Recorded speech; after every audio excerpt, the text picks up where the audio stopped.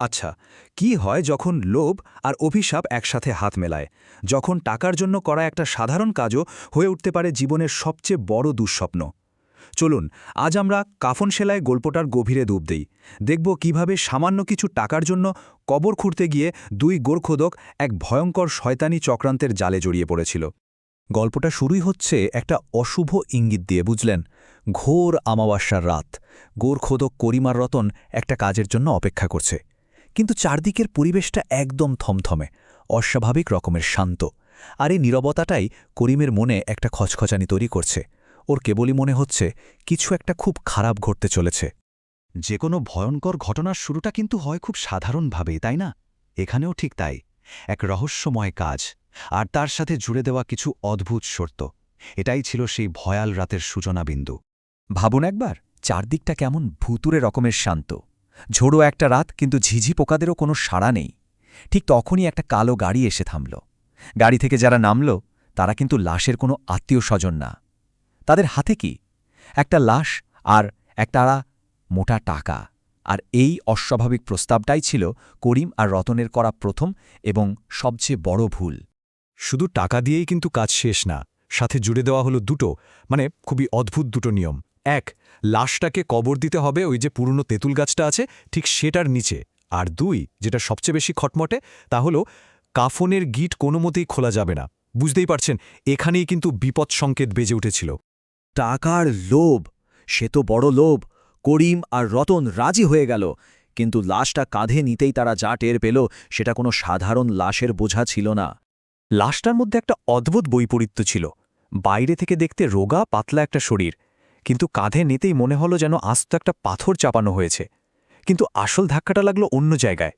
মৃতদেহ তো হয় বরফের মতো ঠান্ডা, তাই না? কিন্তু এটার শরীর থেকে যেন গনগনে আগুনের মতো তাপ বেরোচ্ছে। ব্যাপারটা এতটাই অসহ্য ছিল যে রতন তো চিৎকার করেই উঠল, মনে হইতেছে আমি কোনো জ্বলন্ত কয়লার বস্তা কাঁধে নিছি। এই তাপটা শুধু তাদের শরীরই পোড়া ছিল না, মনের ভয়টাকেও যেন কয়েক গুণ বাড়িয়ে দিচ্ছিল। আর ঠিক যখন ওরা ওই অভিশপ্ত তেঁতুল গাছটার নিচে কবরের কাছে পৌঁছাল, ব্যাস অমনি আকাশ ভেঙে পড়ল।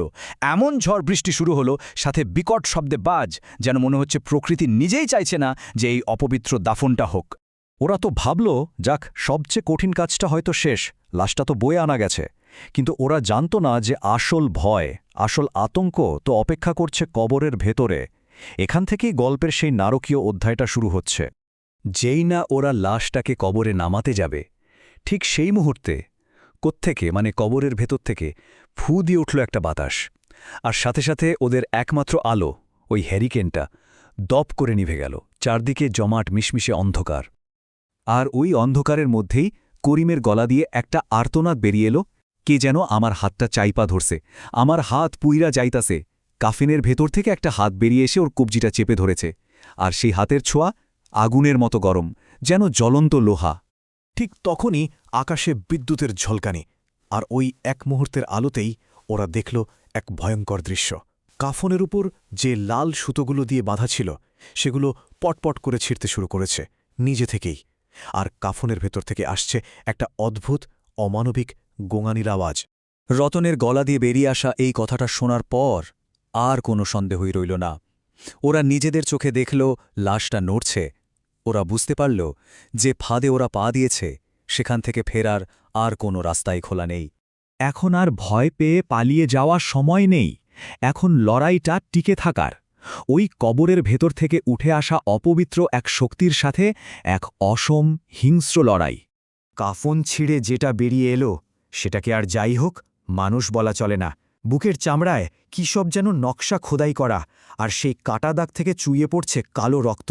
আর চোখ, লাল সুতো দিয়ে সেলাই করা চোখগুলো ছিঁড়ে খুলে গেল। ভেতরে কোনো মণি নেই, শুধু ধবধবে সাদা দুটো চোখ। শুধু ওই পিশাচটা নয়, মনে হচ্ছিল যেন পুরো কবরস্থানটাই ওদের শত্রু হয়ে উঠেছে। ওই অভিশপ্ত তেঁতুল গাছটা থেকে শোয়ে শোয়ে বাদুর নেমে এসে ওদের ওপর ঝাঁপিয়ে পড়ল। মুহূর্তের মধ্যে পরিস্থিতিটা আরও ভয়ঙ্কর হয়ে উঠল। করিম আর রতন তখন বুঝতে পারল এটা কোনো সাধারণ ভূতপ্রেতের ব্যাপার না, এটা আরও গভীর, আরও ভয়ঙ্কর কিছু। এটা হলো কুফরি কালাম, মানে এক ধরনের কালো জাদু, যেখানে একটা শরীরকে কোনো শয়তানির শক্তির সাথে বেঁধে দেওয়া হয়। আর ওই লাল সুতোগুলোই ছিল সেই বাঁধন। এখন বাঁধন ছিঁড়ে গেছে, আর ওই সত্তাটা পুরোপুরি মুক্ত। এখন বাঁচার জন্য ওদের মরিয়া হয়ে লড়তে হবে। করিম কোদাল দিয়ে এক ঘা বসিয়ে ওটাকে কবরে ফেলে দিল। এরপর দুজনে মিলে পাগলের মতো মাটি ফেলতে শুরু করল, কিন্তু ভেতর থেকেও ওটা সমানে লড়ে যাচ্ছে। শেষমেশ উপায় না দেখে কবরের পাশে পড়ে থাকা একটা ভাঙা সমাধির পাথর, ওই ভারী পাথরটা তুলে ওরা ওটার উপর ফেলে দিল। একটা মট করে হাড় ভাঙার শব্দ হলো, আর সব থেমে গেল। লড়াইটা হয়তো শেষ হলো, কিন্তু ওরা যে কাজটা করতে এসেছিল তার আসল পারিশ্রমিক পাওয়ার পালা তো এবার। করিমের হাতে কিন্তু একটা স্থায়ী দাগ থেকে গেল। যেখানে ওই পিশাচটা ধরেছিল সেই জায়গাটা পুড়ে কালো হয়ে গেছে, আর সেই পোড়া চামড়ার উপর ফুটে উঠেছে একটা অদ্ভুত চিহ্ন, ঠিক সেই চিহ্নটাই যেটা ওই পিশাচটার বুকে খোদাই করা ছিল। এ যেন এক শয়তানি সিলমোহর। কিন্তু সবচেয়ে বড় ধাক্কাটা তখনও বাকি ছিল। মনে আছে সেই টাকার বান্ডেলের কথা? ওরা যখন সেটা খুলল, দেখল ভেতরে কোনো টাকা নেই। কি আছে? এক মুঠো ছাই, কয়েকটা পোড়া হাড়ের টুকরো আর একটা মরা পাখির কঙ্কাল। এটা টাকা ছিল না, এটা ছিল কালো জাদুর অভিশপ্ত উপকরণ, শয়তানের দেওয়া পারিশ্রমিক। ওরা ভেবেছিল দুঃস্বপ্নটা শেষ, কিন্তু ওরা ভুল ছিল। আসল খেলা তো সবে শুরু।